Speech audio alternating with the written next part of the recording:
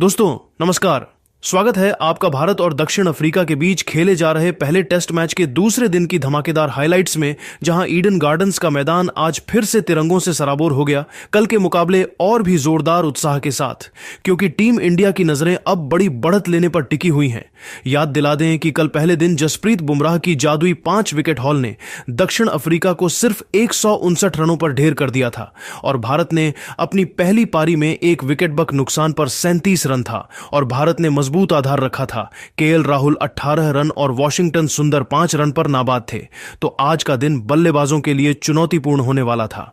आइए सबसे पहले पिच रिपोर्ट से शुरू करते हैं। दोस्तों, कल की पिच हरी नजर आ रही थी, लेकिन आज पिच उतनी हरी नहीं थी और दरारें भी कल के मुकाबले अधिक खुली थीं।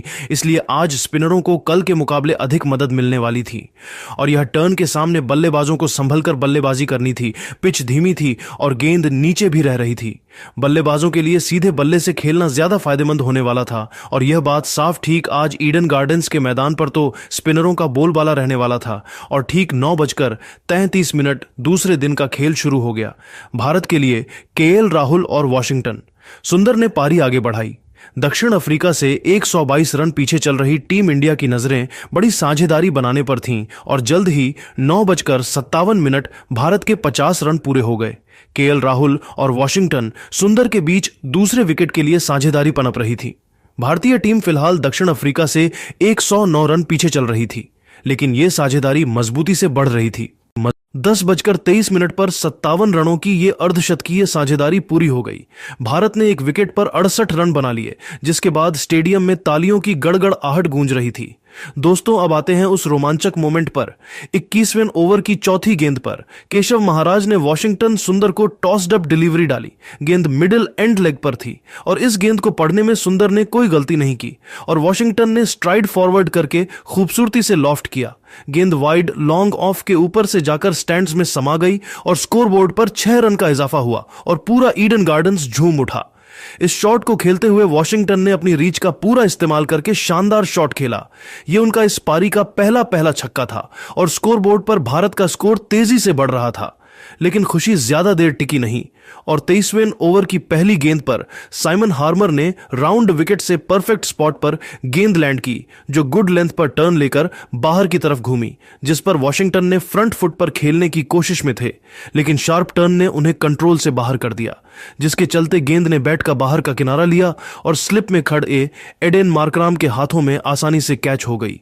वॉशिंगटन सुंदर 82 गेंदों पर 29 रन बनाकर आउट हुए और इसी के साथ भारत को दूसरा झटका 75 रनों पर लगा। सुंदर और राहुल के बीच 57 रनों की साझेदारी का अंत हो गया और हार्मर ने अपनी स्पेल की शुरुआत में ही 2 जादुई गेंदें फेंकी, जिसमें से पहली गेंद मिस हो गई, लेकिन दूसरी पर एज मिल लगा।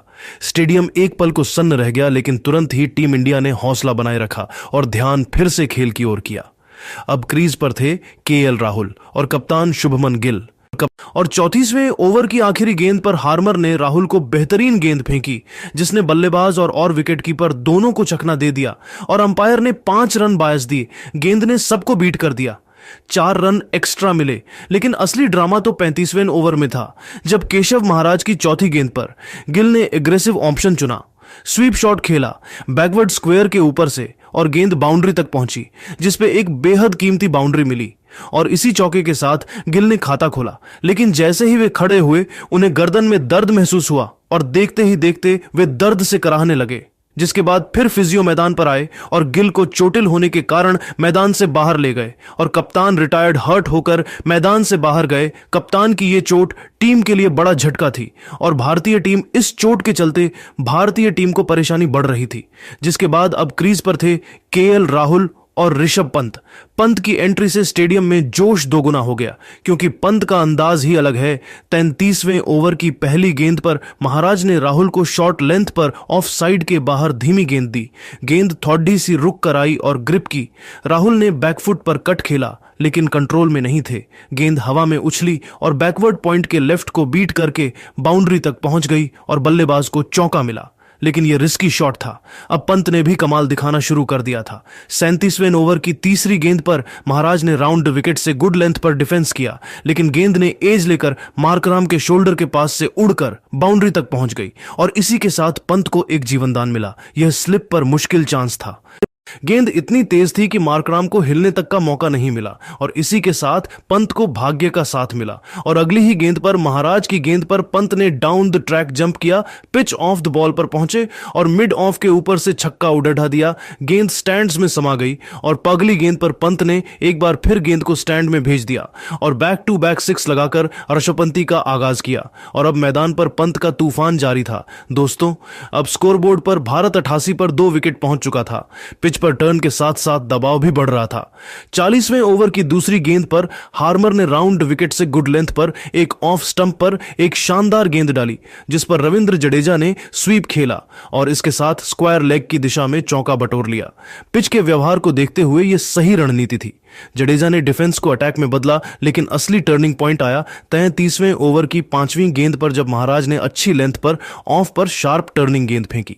लेकिन दूसरी तरफ पंत का जलवा ज्यादा देर तक नहीं चला। यह भारत के लिए बहुत बड़ा झटका था क्योंकि पंत परसेंटेज खेल, लेकिन 33वें ओवर की चौथी गेंद पर कॉर्बिन बोश ने पंत को कैच आउट करवा दिया। पंत 27 रन पर 24 गेंदों के बाद वेरेने के हाथों लपके गए और इसके साथ भारत को चौथा झटका 132 रनों पर लगा। पंत ने 4 चौके और 3 छक्के ठोके, लेकिन आक्रामकता में विकेट गंवा दिया और उनके आउट होने के बाद अब क्रीज पर जडेजा और ध्रुव जुरेल आ गए थे और आते ही चौका लगा दिया और अगले कुछ मिनट तक संभल कर बल्लेबाजी की और पहले सेशन का खेल खत्म होने तक भारत ने 138 रन पर 4 का स्कोर बनाया और सेशन के अंत तक दक्षिण अफ्रीका से 27 रन पीछे था। जडेजा 15 पर और जुरेल 5 पर नाबाद थे। दोस्तों, आपको यह हाइलाइट्स कैसी लगी? अगर अच्छी लगी तो इस सेशन का टर्निंग पॉइंट क्या था हमें कमेंट बॉक्स में जरूर बताएं और अगर आप क्रिकेट से जुड़े ऐसे और मजेदार अपडेट्स चाहते हैं तो इस वीडियो को लाइक करें, शेयर करें और चैनल को सब्सक्राइब जरूर कर दें। और हां, इस वीडियो का टारगेट 10,000 लाइक्स हैं तो इसे भी पूरा करें।